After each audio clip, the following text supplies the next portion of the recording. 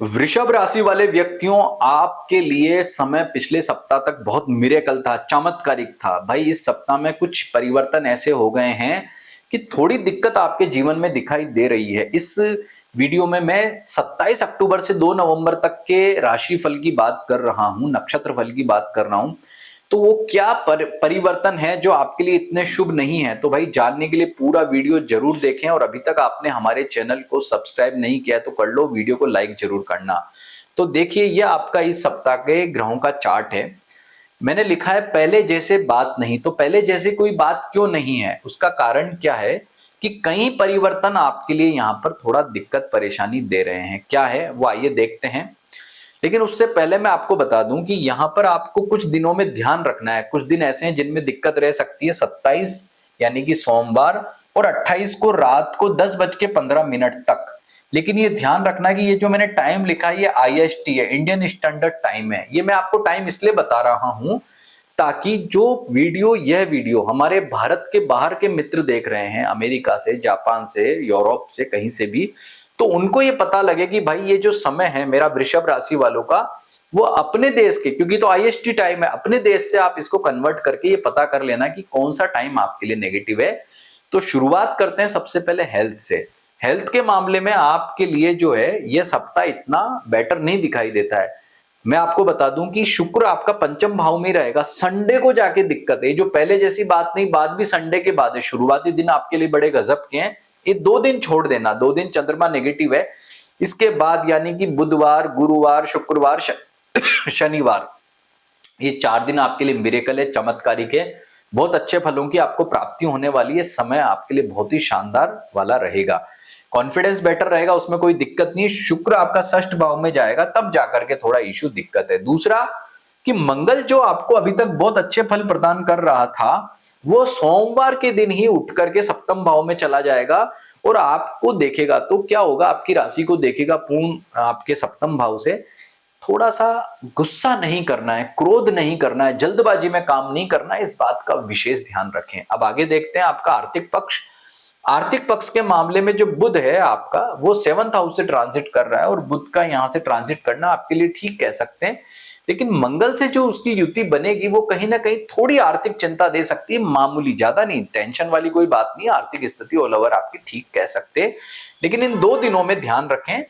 पारिवारिक सुख की बात कर लें तो पारिवारिक सुख के मामले में मिरेकल रिजल्ट है। परिजनों का अच्छा सहयोग यहाँ दिखाई दे रहा है। कोई दिक्कत परेशानी यहाँ पर नहीं है, सब कुछ बेटर है। माता पिता की तरफ से कोई चिंता दिक्कत भी है तो वो दूर होगी। बात करते हैं विद्यार्थियों की। विद्यार्थियों के लिए समय बेटर है, सब कुछ अच्छा है। लेकिन एक बात जो नजर आती है कि जल्दबाजी से आपको नुकसान हो सकता है, तो वो ना हो, उस बात का विशेष ध्यान रखना। जल्दबाजी से मामला गड़बड़ हो सकता है, तो आराम से रिलैक्स होकर के अपना सारा काम करें, पढ़ाई भी करें। इन दिनों कोई पेपर है तो उसका आंसर भी आराम से करें, जल्दबाजी से समस्या है। व्यापारियों की बात कर ले तो व्यापारियों के लिए समय अच्छा कह सकते हैं। पहले ये जो सप्ताह, ये तो पूरा ऑल ओवर बिल्कुल 7 में से 6 दिन आपके लिए ठीक है। सोमवार मंगलवार को थोड़ा ध्यान रखना है। बुध गुरु शुक्र शनि तो आपके लिए बेटर है। रविवार के बाद जाके स्थितियां चेंज हो रही है।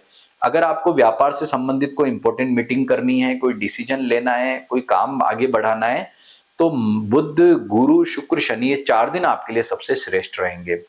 अब बात करते हैं नौकरी पैसा वालों के लिए। आपके लिए समय अच्छा कहा जा सकता है, लेकिन एक बात का आपको ध्यान रखना होगा, वही जल्दबाजी। जल्दबाजी मैं इसलिए बोल रहा हूं क्योंकि एक तो मंगल सप्तम में आके बुध से युति कर रहा है, इधर आपका जो समय है वो भी इस तरह का है कि उससे कहीं ना कहीं समस्या ना हो जाए।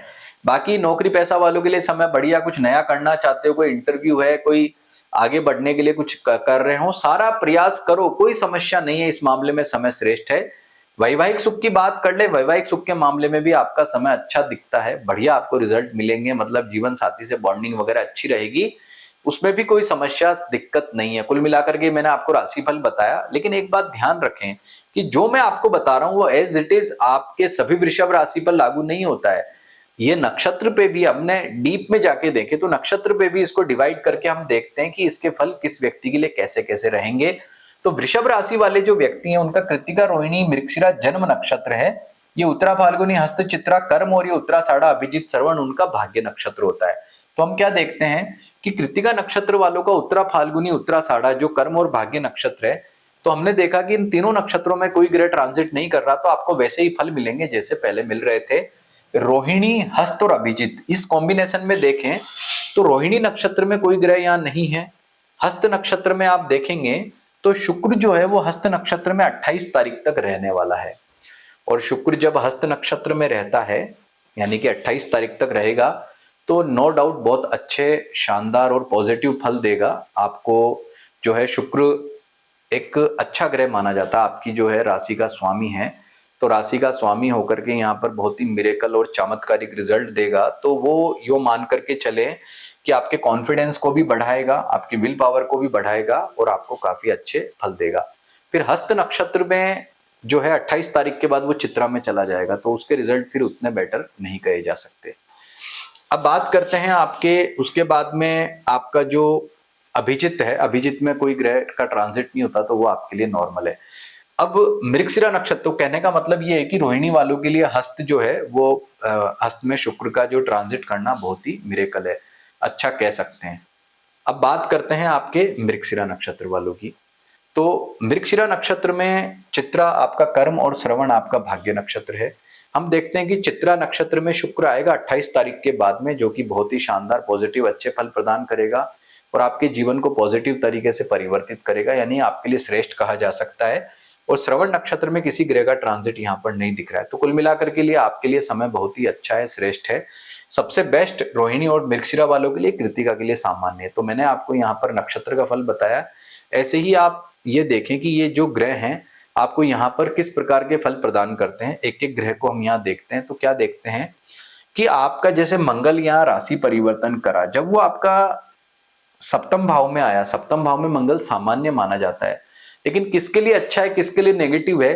तो अगर मंगल आपका कारक ग्रह है तो इतनी ज्यादा दिक्कत नहीं देगा। मंगल किसका कारक ग्रह होता है? मेष, सिंह, धनु, कर्क, वृश्चिक, मीन, और ये जो वृषभ, कन्या, मकर, मिथुन, तुला, कुंभ, इनका मंगल कारक नहीं होता है। तो सप्तम भाव में आया है और आपका लग्न यदि वृषभ, कन्या, मकर, मिथुन, तुला, कुंभ है, तो आपको थोड़ी बहुत दिक्कत या परेशानी वो यहाँ देगा। क्या देगा कि हेल्थ में मानसिक चिंता दे सकता है, जल्दबाजी से काम बिगाड़ सकता है। दूसरा, उसका आप रेखा चेक कर लीजिए कि उसका जो रेखा है वो 5, 6, 7, 8 नहीं होना चाहिए। 6, 7, 8 होगी तो गड़बड़ है। मीडियम है 3, 4, 5 रेखा है तब तक मामला ठीक है। तो ये भिन्नाष्टक, रेखाष्टक, भिन्नाष्टक वर्ग जो होता है कैसे चेक करते हैं, तो उसका उदाहरण यहाँ आपको एक बता देता हूं।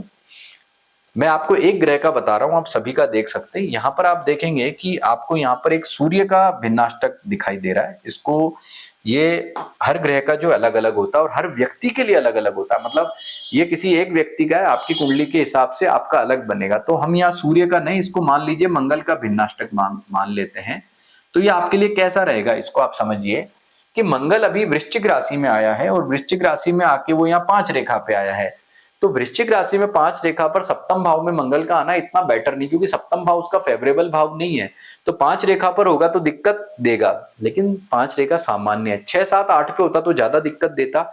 यानी कि ये जिस भी व्यक्ति का भिन्नाष्टक है, यदि मंगल उसके लिए कारक ग्रह नहीं है और यहाँ 5 रेखा पे आया है, तो थोड़ी बहुत दिक्कत देगा, माइनर।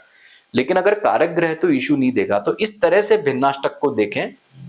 यदि कोई ग्रह पॉजिटिव भाव में है तो रेखाएं, ये रेखाएं होती, देखो ये रेखाएं हैं और ये राशियां हैं। तो मंगल अभी वृश्चिक राशि में है, 5 रेखा पर है। तो अगर कोई भी ग्रह फेवरेबल हाउस में है तो ज्यादा रेखाओं पर होना चाहिए और नेगेटिव हाउस में तो कम रेखाओं पर होना चाहिए। तो इस तरह से आप अपना भिन्नाष्टक चेक करें। तो आपको मैंने सारी जानकारियां दी है वृषभ राशि के हिसाब से, तो इसे आप जो है डीप में गहराई से देख करके देखें कि ये मेरे लिए व्यक्तिगत रूप से कैसी रहेगी। और उपाय की बात करूं तो अगर आपको जल्दबाजी में गड़बड़ लगती है तो ओम अम अंगारकाय नमः मंत्र का जप करें, इससे आपको बहुत अच्छा लाभ मिलेगा। माँ दुर्गा या माँ लक्ष्मी की साधना करने से भी आपको मिरेकल रिजल्ट और बहुत अच्छे परिणाम मिलेंगे। तो भाई इतना अच्छा आपको वीडियो बताया है, तो आप जो है इसको, हमारे चैनल को सब्सक्राइब जरूर करें, वीडियो को लाइक भी करें और हाइप भी करें। और सभी बिहार वासियों को और देशवासियों को छठ जो पर्व आ रहा है उसकी बहुत बहुत शुभकामनाएं देता हूं। नमस्कार।